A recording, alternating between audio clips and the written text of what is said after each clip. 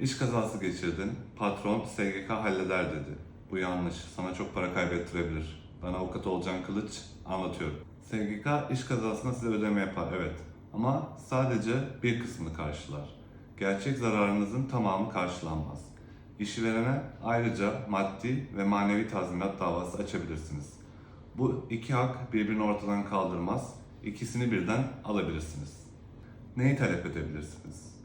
1. Geçici iş göremezlik.